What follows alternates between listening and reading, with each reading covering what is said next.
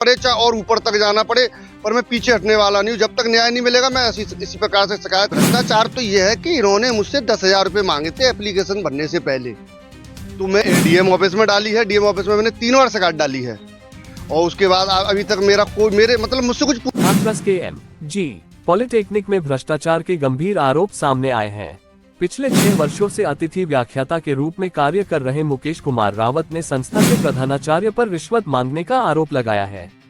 पीड़ित शिक्षक का कहना है कि उन्हें इस वर्ष न रखने की मंशा से अचानक साक्षात्कार के लिए बुलाया गया और एक कर्मचारी के माध्यम से उनसे 10,000 रुपए की मांग की गई। आरोप है कि जो शिक्षक रुपये नहीं देता उसे 1-2 साल में हटा दिया जाता है, जबकि भुगतान करने वाले कई वर्षों से नियमित रूप से कार्यरत हैं।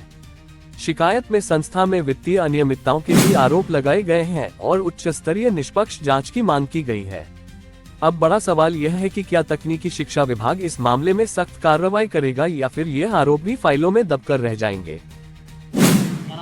मेरा नाम मुकेश कुमार रावत है सर। क्या समस्या रही है? समस्या ये है कि मैंने जून में अतिथि व्याख्याता गणित के लिए यहाँ आवेदन किया था जी। उसके बाद जुलाई में मुझे इंटरव्यू के लिए साक्षात्कार के लिए बुलाया गया, उसी दिन बुलाया गया जी।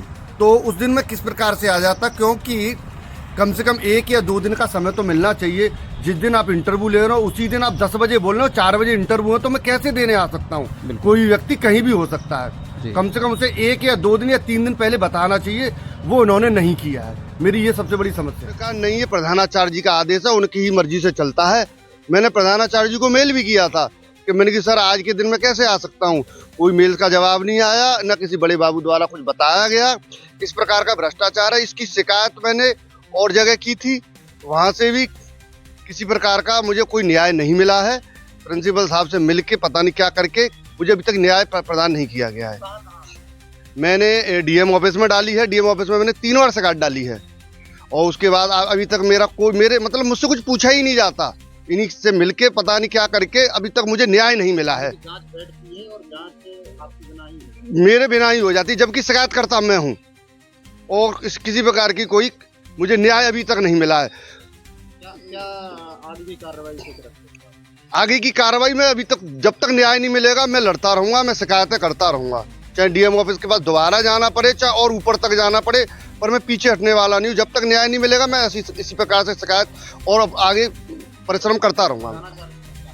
प्रधानाचार्य जी का मुकेश कुमार यादव नाम है, मुकेश यादव नाम है। तो उनके द्वारा जब आपने बात रखी थी तो उन्होंने क्या कहा? उन्होंने मुझसे कोई बात ही नहीं रखी। उसी समय मैंने फोन किया तो उन्होंने फोन ही नहीं उठाया, मेरा रिसीव ही नहीं किया। इस प्रकार का उनका भ्रष्टाचार है। और तो और एक भ्रष्टाचार तो यह है कि इन्होंने मुझसे 10,000 रुपये मांगे थे एप्लीकेशन भरने से पहले, तो मैंने उसके संबंध में कोई जवाब नहीं दिया। उसके बाद ये प्रक्रियाएं चली हैं रखने के लिए कि शिक्षक बनना है तो पैसे दो। इस प्रकार का भ्रष्टाचार मेरे से ही नहीं है, इससे पहले भी 3-4 टीचर और भी उसमें रहे हैं, उन्होंने पैसे नहीं दिए हैं तो उनको निकाल दिया गया है। फिर वो भी बेचारे कहीं ना कहीं से एप्लीकेशन दे के आए, लेकिन आवाज में रखा नहीं गया है उनको भी।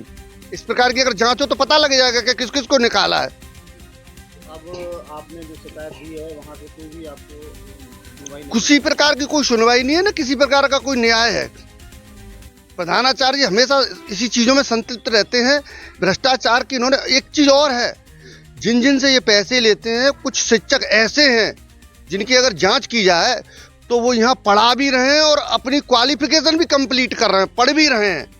अब ये बताइए, पढ़ाना और पढ़ना दोनों एक साथ चल रहा है, इसका मतलब कहीं ना कहीं प्रधानाचार्य की इसमें संतृप्तता है, वो इसमें शामिल है। इस प्रकार का भ्रष्टाचार चल रहा है, यहाँ कोई जांच करने वाला नहीं है। क्या कहना चाहेंगे? जी, ये उचित जांच करवा के मुझे न्याय मिलना चाहिए। आगे क्या चाहते हैं? मैं आगे ये चाहता हूँ चैनल के माध्यम से या किसी अधिकारी के माध्यम से निष्पक्ष जांच की जाए और जो दोषी पाया जाए उसके खिलाफ कार्रवाई की जाए। तो आप देख रहे हैं खबरें आज की आवाज, आपकी खबर हमारी।